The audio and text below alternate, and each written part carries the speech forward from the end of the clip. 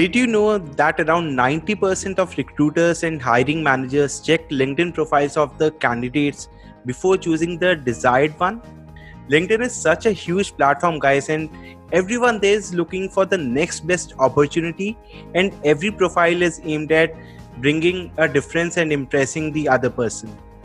There's such a huge competition nowadays, and for every single job opening there are hundreds of applicants. So it becomes very important to understand what goes in the mind of the recruiters, and understanding this mindset involves understanding the things that they are looking for in a profile and the resume. What are the things that they look for in a candidate as a whole that makes them stand out? And if you know even a little bit of these things, it is bound to give you an edge over the others. And to give you that edge today, I've invited Dean Kulvira to this episode of the LinkedIn podcast. Dean is an IT recruiter who specializes in recruitment of IT professionals in startups as well as MNCs. He has recruited on a variety of roles within IT, both technical and non-technical. In addition to his primary function as a recruiter, Dean is an awesome content creator, especially on LinkedIn. I've been following him for many months now, and I really love his videos. He has been leveraging his real world experience in recruitment and churning out great quality content. He has his own podcast where he posts variety of information which includes articles, videos, all pertaining to job search and recruitment cycles. As a speaker, Dean has spoken at many events like Toronto Jobs.ca Virtual Career Fair and others organized by Access Employment, Toronto Settlement Groups, Nigerian IT Professionals of Canada, and many, many more. He will be a session speaker at the TOTech Virtual Career Fair taking place this August 25th, 2020. Dean has recently ventured into career coaching space by collaborating on job search programs tailored specifically for the IT professionals. With such awesome accomplishments to back him up, this episode is bound to be a powerhouse, guys. So, welcome, Dean. How are you doing? How's the weekend treating you? Thank you so much, Nimit. Appreciate it. Really excited to be on the show. And yeah, over here in Toronto, I know over there you might have a picture of us having snow all the time, but Yeah. it's actually nice and warm over here in Toronto. It's around 30 degrees Celsius, so nice, sunny, and then warm weather. So just enjoying it while it lasts. Great, great. It's good to hear. So, Dean, I like to start every episode of the podcast by learning about the professional journey of my guest. So, how Right. did you come into this recruiting, line of career? Yeah, it's a great question. And actually some might say that the way my career has unfolded is kind of the opposite of what it should have been. And the Okay, reason I say that is, so I graduated from university with an honors BA in information technology. So I got right away, pretty much I got into doing a couple of IT contracts. But after a few months, I got right into entrepreneurship. So I decided to start my own business. Now, initially, the business was IT consulting, website design services, and those kind of things. So I was really doing that, and develop my salesmanship skills in that sense, knocking from door to door for building the business, making the cold calls, and all of that stuff. And by mistake, I happened to know someone in my network. And this, by the way, folks, is why networking is very important. So I got to know someone in my network. They basically approached me. They said, "Hey, D, look, I know you graduated with a degree in IT. I'm currently recruiting on some IT positions. I don't know anything about these skill sets. Can you help me out and help me find some people?" So this was a corporate recruiter at one of the well-known banks in the Toronto area. okay, So that was my entry into recruitment. So it was completely by mistake, but I started doing it. I fell in love with it, and I was so fortunate that I was able to find what my passion was like pretty soon after graduation. So I feel very privileged from that standpoint. So I ran my own kind of built it out into my own recruitment business for about 4 years. After that, beyond that point, unfortunately, the business came to a failure. So I experienced a failure in the business, and I had to shut down the business. Beyond that point, for around 2 years, I got into sales. So I was working in IT sales and also in automotive sales as well, which is a very awesome industry over here. So that's where I further sharpened up my sales skill set. But after being away from recruiting for 2 years, I decided, you know what, I miss it. I love it. I realized, how much I love it. And I got back into it. So 2016, I made my entry back into recruitment. Have only been in recruitment since then. Started off working in a small size boutique recruitment shop, and have worked in 2 or 3 other agencies since then. And it's just been a blast, and I love what I do. Got into the actual content creation limit probably in 2016, which is when I made my entry, and got into video content in 2018. My regret is I wish I had done it before then. But since then, I've been putting, prolifically a lot of content out there to help job seekers and help everyone out there in the IT space, and now even outside of the IT space in their job search. So that's kind of my show. Hopefully I didn't ramble on for too long, but that's kind of the short story of it. No, actually, it was pretty interesting, and I've heard people say this thing a lot, that they stumbled upon their present career or present line of business by accident. And those are the kind of stories that inspire people to follow their passion, do what you love. It will happen by mistake. It will not necessarily come on a platter. You will to search for it. Yeah, so that's really interesting, and thanks for sharing this. Okay, yeah, my pleasure. So Dean, since you have been on LinkedIn, how have you been able to make the most out of this platform? Yeah, so that's a great. So first, I want to say definitely, Nimit, of all the social media platforms, I think everyone should be on every platform, right? But I would say the best platform, my favorite platform, so far, definitely where I have been able to create the most activity and following and presence, has definitely been LinkedIn. So LinkedIn, as a recruiter, I can't tell you in enough words how beneficial it is for a recruiter to be on LinkedIn, because a recruiter's role is 100%. It's dealing with people, building relationships, getting into communication with the right people. So being active on LinkedIn and being a presence on LinkedIn has really allowed me to connect with so many great people in the tech space where I recruit in, from the various walks of IT, and building those relationships, and not just meeting with people to offer my services and all that, but also people that I can give value to. Yeah. It's always been my intention in posting my content to help people. That has always been my primary motivation. So it's such a great platform because there's so many people, I think, out there, job seekers, and being in recruitment, you get to see the various and common patterns of mistakes people make in their job search. So here's a great platform with millions of people that I can actually reach, and I can educate them and show them, okay, well, these are the patterns I'm seeing that people are doing wrong in their job search. And these are the things you need to be actually doing. And these are the steps and adjustments you need to be making in your job search. So it's very much a very symbiotic relationship. And it's just such a great platform. Yeah, you are absolutely right. Not only you get to have the entire target audience in one place, plus you get to learn a lot from others. So absolutely. Yeah. So that's well. I mean, look at us, right? I mean, look at us. We're in 2 different parts of the world, and we got connected. Yeah, absolutely. Yeah. And that happened only through LinkedIn. Otherwise, I don't think it would have been possible. Absolutely. Yeah, that's right. So Dean, how important is LinkedIn when it comes to hiring? By this question, I don't mean just the fact that people are there on LinkedIn and it gives you the entire career history. What I want to understand is, does LinkedIn help recruiters in what stage? Prior to the interview or post interview? At what stage do recruiters look at LinkedIn profile the most? Yeah, excellent question, Nimit. So definitely, for the recruiter's role is their primary function is from the finding the people stage, which is what we call sourcing. We call that phase sourcing. Sourcing means we're actually going there, we're finding the talent, we're finding who's a match for the requirements for the role. So LinkedIn is a very, very powerful tool for sourcing. So this is the stage where the recruiters entering the keywords into their LinkedIn, right? Now there's this search way of searching called the Boolean search. For those of your viewers who might not be familiar with it, it's when you're using these various operators and handlers in order to specify exactly the skill set you're looking for. So recruiters, Nimit, are very, very keyword driven because the recruiter is looking for a skill set, especially in IT. IT recruiters are definitely looking for technologies, frameworks, methodologies, and all these things that the employer usually looks for in their ideal candidates. Okay. So very, very keyword driven. So if a candidate, a job seeker, a tech professional is has a profile and the profile is empty, it's not keyword rich, they're going to have difficulty being found on LinkedIn. Yeah. Right. And now I'm speaking for IT because obviously this is the space I recruit for, but I would assume that it's probably the same for other fields as well. But it's extremely, extremely important for everyone to be active and present on LinkedIn, because definitely LinkedIn is probably one of the first places recruiters go on the online space to look for great talent. Yeah.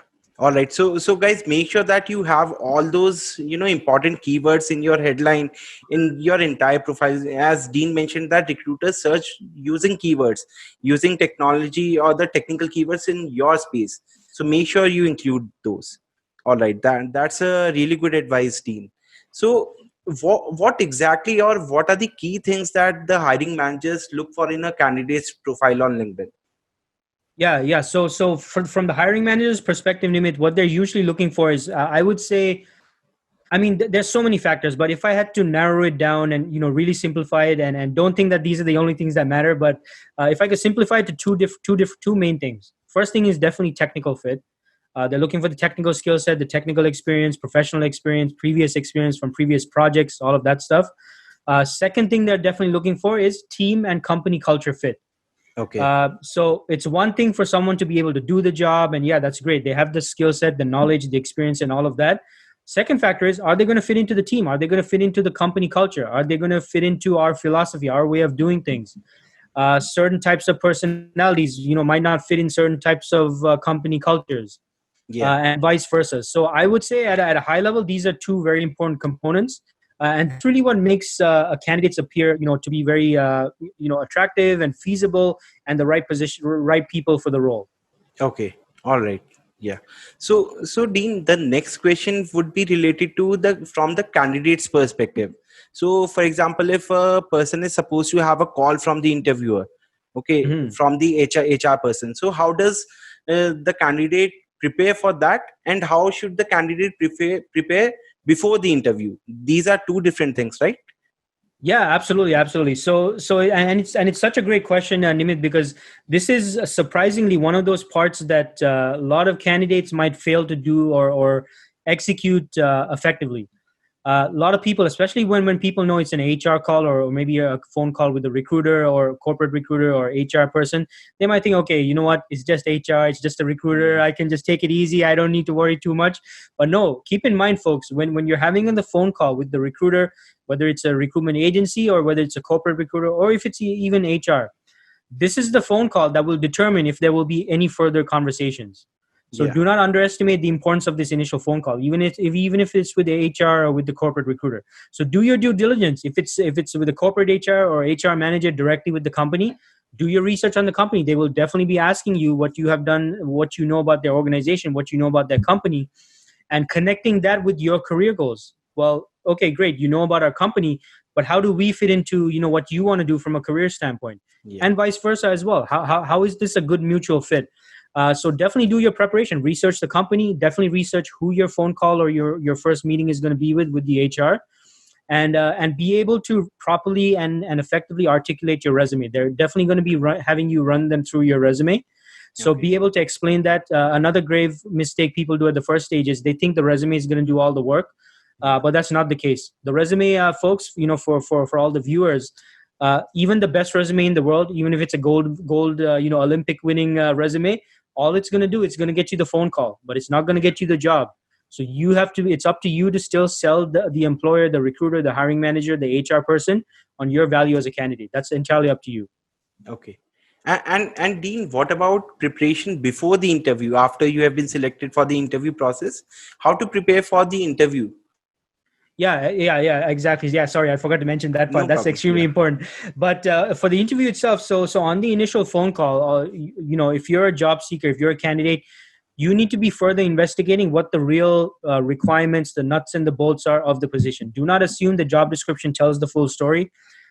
Quick story, quick experience from my end as a recruiter. I come from the staffing agency, recruitment agency side of the equation, but I have recruited on plenty of roles whereby the job description does not even mention the key skill sets for the position. So you don't want to be at the interview and talking about things that don't really capture the attention of whoever you're meeting with, whether it's the hiring manager or even the HR manager. So you want to clarify on that initial phone call, what are the key skill sets they're looking for? What kind of a person do they want for this position? What problem are they looking to solve? Answering these questions or asking these questions will provide you with the information to determine okay, which parts of my background should I be speaking about at the interview? Yeah. Which projects should I be highlighting, right? Some of your senior viewers might be thinking, well, Dean, I have so many projects. How do I know which ones to talk about? Well, that's why you got to narrow down. What are the key skill sets? What are the key aspects they're looking for this person to do in this position? So that'll help you narrow down and determine which projects to speak about, and also help you better prepare for the interview, right? And again, of course, research who you're going to be meeting with, and having that information about what they're looking for in an ideal candidate will allow you to decide on which projects to speak about, which achievements to speak about, because those are the ones that are really going to capture their attention. Yeah, great advice, Dean. So in this tough job market, businesses are shutting down. There are job losses everywhere. There's so much competition. I've never seen competition like this before. So how does a job seeker make himself stand out amongst the crowd? What should he do? Yeah, so recently I conducted a survey, Nimit, on LinkedIn. I did as a LinkedIn poll, and around 560 people voted, and 64% of the respondents, what they said is they're stuck at the application stage. So just like you said, everyone is stuck at this stage, and the primary reason for that, Nimit, is everyone is overly dependent solely on job applications and resume submissions, and leaving it at that. But what all of you need to understand is you need to take a multi-prong approach. Do not depend only on applying online. Do not depend only on resume submissions, because as Nimit, as you're saying, extreme level of competition right now. And what we have happening in the marketplace all over the world, by the way, it doesn't matter your location. We have fewer opportunities and a higher level of available talent because of layoffs, mass layoffs in various industries, and fewer opportunities. So when that happens, whereas before maybe there were a couple of hundred people applying for the same role, now there might even be, the high hundreds or even thousands of people competing for the same roles. So in order to differentiate yourself, do not depend on only on online applications. You need to use other avenues. So professional networking, LinkedIn groups, Facebook groups, reaching out to your personal network, being a guest speaker. For example, if you're able to get on a guest speaker spot on Nimit's podcast, then you are definitely separating yourself from other people in your industry because you're making yourself visible. The closest thing to a magic bullet, Nimit, and everyone's looking for that magic bullet. The closest thing to a magic bullet is definitely LinkedIn.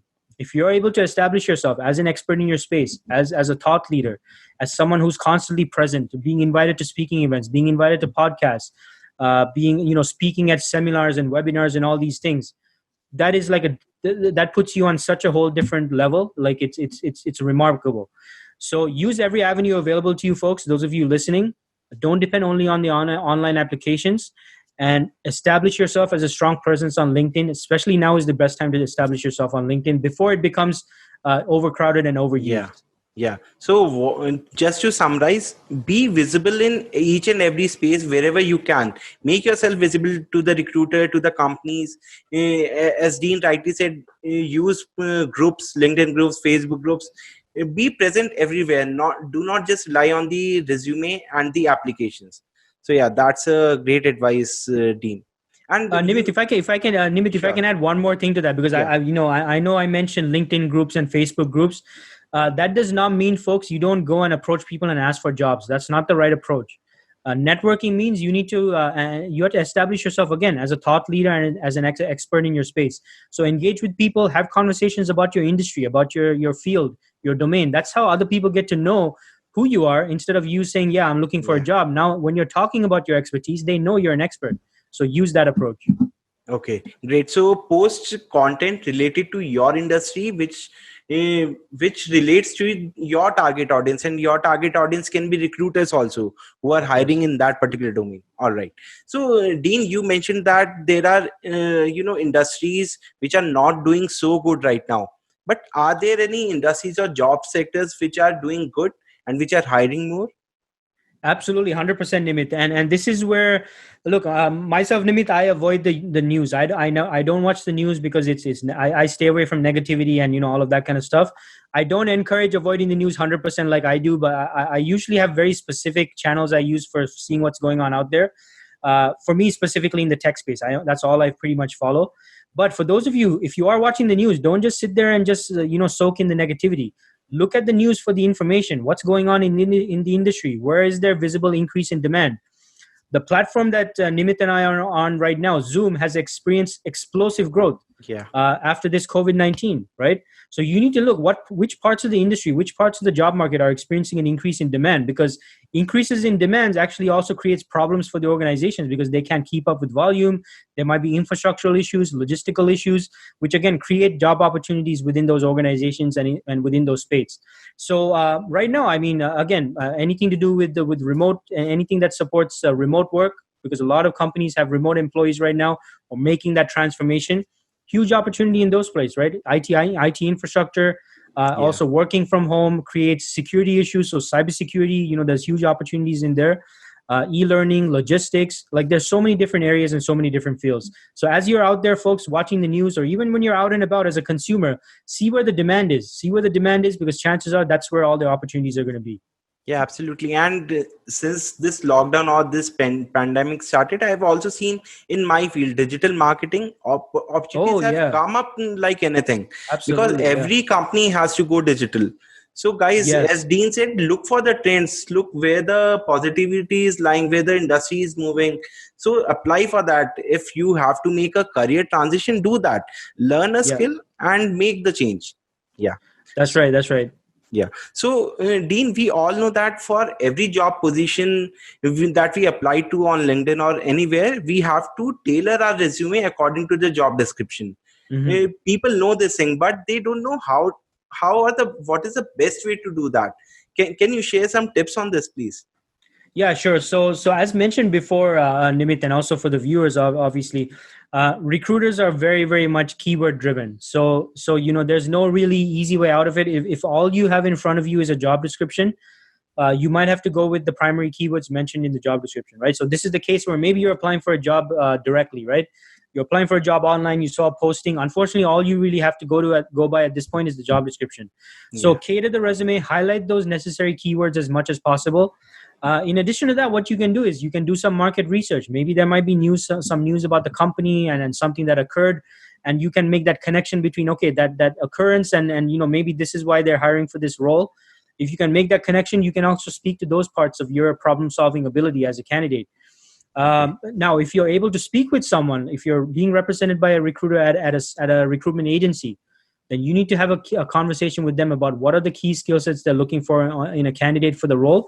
And then you can cater your resume specifically to what's actually required for the role and for the position.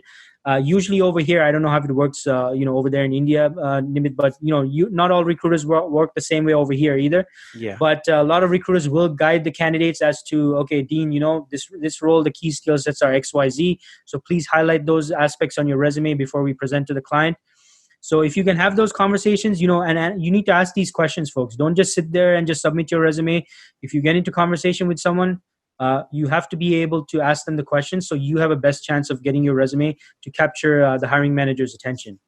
Great. So viewers, look at the job description, look for those keywords and look for the skill sets that the company is looking for and highlight them in the resume. So make sure you do that. All right. And Dean, I have seen you say this quite a few times on your videos, of course, that we are told not to talk about our accomplishments, right? How Yeah. important is it to talk about our achievements, and how does someone get over that mental block, that subconscious block that holds us back? Yeah. And it's such an interesting thing, right? And especially in our culture, in the South Asian culture, Nimit, I'm sure it's the same with you. I'm originally, I was born in Sri Lanka. I grew up in Toronto, Canada, but I think it's the same with Indians as well. We're always taught, don't talk too much about your accomplishments, don't brag. That's impolite. Other people are going to say things, and this Yeah. and that. Now, the problem with that, Nimit, is that if you don't talk about your achievements, your accomplishments, your ROI, the results you can achieve, your problem solving ability, then the employer is not going to know about it, right? How are Yeah. they going to know the what value you can bring to the table? So if you don't talk about yourself, folks, for those of you watching, it's going to be very difficult for you to sell yourself and sell your value as a candidate. So in order to assist you with doing this, because it's hard to unprogram 10, 20, 30 years of this programming, right, where we were raised that way. Yeah. So the way to look at it, the mental shift all of you need to make is, it's not just about you needing a job. No employer is actually looking for job seekers, right? And some of your viewers, you maybe and take note of that. That's a very important thing. And listen to this. No employer, no organization is looking for job seekers. No hiring manager says, hey folks, let's set up interviews. We want to meet some job seekers. No, that's not what they're saying. What they're saying is, guys, we have this problem. We need some people to solve this problem. We need a solution provider right now. We need a Yeah. problem solver to come in and help us solve this problem. And that's what you are, folks. You have a skill set. You have the ability to solve problems. So don't think of yourself as a job seeker, as someone going to meet and you're asking for something. No, it's a mutual exchange. You are offering the solution to a problem, whatever your role. You don't have to be IT. You could be in digital marketing. You could be in marketing. You can be in accounting. Whatever it is, you solve problems. And your ability to solve problems, if you have that ability to solve problems, then you have an obligation to talk about it and talk about and articulate how you can help solve these problems. So take a look at it, look at it from that angle, right? That's a different angle. It's a different perspective. And you won't feel like, oh my God, I'm bragging or I'm doing this, I'm doing that. No, you're simply showing how you can solve a problem. Yeah, absolutely. And I was just thinking about this thing. For example, when I'm hiring an electrician or a plumber, I would want to know what he has done before, right? If he Yeah, does yeah. not tell his accomplishments, I would not hire him. Exactly. Yeah, so Exactly. that's Exactly. a really good point, Dean. Yeah. So Thank Dean, you. the next question is, what are the top three mistakes, if I were to ask you, the candidates make when talking to a recruiter or while giving an interview? Yeah, sure. So number one mistake I have observed, Nimit, and I kind of briefly mentioned it before, is a lot of candidates think, okay, if I have a perfect resume, if my resume looks good, that's it. I can chill, like nothing to worry about. I can just submit the resume. That's it. And the resume, don't get me wrong, resume is extremely important. You need to have a good resume, because if your resume is not good, you won't get the initial phone call. So don't underestimate the importance of a well written, well organized, well formatted resume. It's still important. But if you're not able to, folks, if you're not able to speak about yourself, you're, again, going back to speaking about yourself, your achievements, your accomplishments, your ability to solve problems, your resume cannot help you with that. The resume is simply like a marketing tool, right? It's just there as a marketing tool. Same way Yeah. as if you go to a shop or a store, you have the salesperson, they show you a brochure. Exact same thing. Your resume is the brochure. You can use the brochure to sell yourself and highlight certain aspects of your background, but you need to be the one showing and explaining and how you can solve the problem the company is experiencing. So that's probably the first mistake, Nimit, too much dependency on the resume. Second thing is, when explaining the resume, just being unable to really talk about things in the right manner. And what I mean by that is, a lot of people, when they're explaining what they did and when they're responding to questions, they're too vague. Yeah. So very short, abrupt responses, and that can come across as you not being knowledgeable about what question they're asking you. If you're and this can happen due to anxiety, maybe some nervousness, which is totally normal. But folks, you had to get over it. You had to get over the anxiety and the nervousness when you're at the interview. When you're too abrupt and you're too vague, it can come across as you trying to avoid answering the question and not responding to it properly, as if you don't know what they're asking, which is not going to benefit you. Now, the third mistake is actually the complete opposite. Talking for too much, right? Yeah. Talking too long, going on for too long. It's like, it's like you're doing your wedding speech or something. You're talking for way too long, right? So Yeah. you don't want to go into the other extreme where you're talking too much, because the problem with that is you can end up actually saying too much, or you can end up talking about a whole bunch of things that have nothing to do with the question being asked. Yeah. So the mistake with that, again, is it's the same result as being too vague. You come across as avoiding answering the question, or that you don't know what you're talking about, or you're not confident about what you're whatever it is you're responding to. So those would probably be the top three mistakes. There's many more mistakes candidates Wow. make, but I would say these are the three most common ones that I see as a recruiter. Yeah, and I can see why they are your top three, mistakes and how it would affect the interview process. So that's Yes. really important. Okay. So Dean, it is very important to find the right job for a person, right? So why before applying or while talking to a recruiter or an interviewer, what are the Mhm. things to consider to decide whether this job is a good fit for me or not? Yeah, it's such an important question, Nimit, and I'm so glad you asked this, because not too many people actually ask me this question, but it's such a key question. The factor of the fact of the matter, folks, is if you don't know what you want, that's how you end up being in a job you hate, you don't like, you're miserable. The expectations don't meet up to what you expected and all of that. Yeah, look, you're going to be spending 8, 9, 10, maybe even if you're in IT, you might be spending even more hours per day at work. away from your family, away from your friends.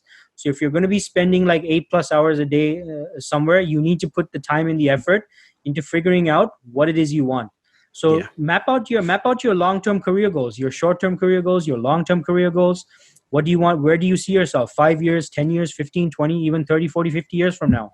When you have that clearly mapped out, if you have a clear idea of that, it'll be very easy for a lot of you to figure out whether a certain opportunity fits into what you want. Because when you have a clear picture of what you want, you will also be formulating the right questions to ask them as well, right? Yeah. Because there will be that part of the interview where they ask you, hey Dean, do you have any questions for us? Well, because I have a clear vision of what I want, now I have already prepared good questions to ask them about the team culture, the environment, the work hours, the growth opportunities. It's easier for me to assess, okay, is this going to make sense for Dean? Is this opportunity going to make sense for me if I'm going to be considering this company and this organization? And it makes it much easier if you're in the fortunate position of having multiple offers coming at you and you don't know Yeah. which one to decide. You have a framework to compare it to. You have something very stable you can look at and say, okay, does this fit into my vision? Where I want to go in the short term, the long term, the midterm, or whatever it is. So having that clear picture is very, very important, Nimit, in order for your viewers to make that right judgment as to which opportunities to consider and which ones they should pass on.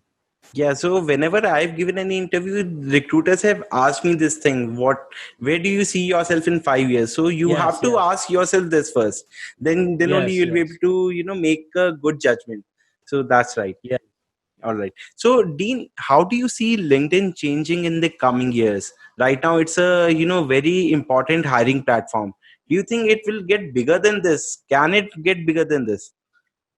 Yeah, I think it's possible, Nivit. You know that, and again, I think it was a few years back. Microsoft took over LinkedIn, so Yeah. they're definitely going to try and monetize it in more way than one. I think. I feel definitely from a content standpoint, video is going to be the king and the queen. So Yeah. for those of your viewers watching, whether you're in digital marketing, you're in tech, you're in IT, whatever it is, try and get over your fear of doing videos, folks. Start doing videos. Start putting yourself out there. Start building your brand. Because again, right now, where LinkedIn is right now is how Facebook was maybe back in the late 2000s Yeah. when it first started. It's a very good point for everyone to start coming in and building a good audience, a strong audience, and then a strong following, so that you can benefit from when it does become eventually overcrowded and overused and all of that Yeah. stuff. But video content is definitely very important. That's where everyone is going. When you're starting out, definitely keep the video content short. That's how I started myself. As you start developing your brand. The Okay. second thing is, I feel like Nimit, Microsoft might try to implement some kind of CRM features and functionalities into LinkedIn. That's what I feel from a sales, and prospecting standpoint. I think that's something they might want to monetize, because I'm just thinking it's such a huge network of so many great contacts and professional people.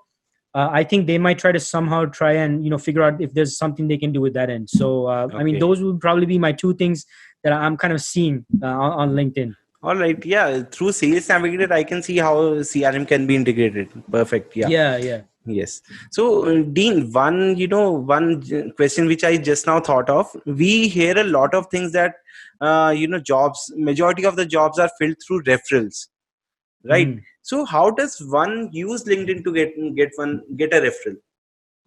Yeah, and so this goes back to also what I mentioned before about the importance, folks. For those of you who are listening and watching, when you are able to establish yourself as a strong brand and as a strong presence, you will attract so much inbound attention, right? The reason why I'm on this podcast is because Nimit got to know about me on LinkedIn. That's how we connected. We got to know each other. That's how I got invited to the podcast. Why? Because I established myself as someone known on LinkedIn. Yeah. Nimit is doing the same with his podcast. So obviously he's in that position as well.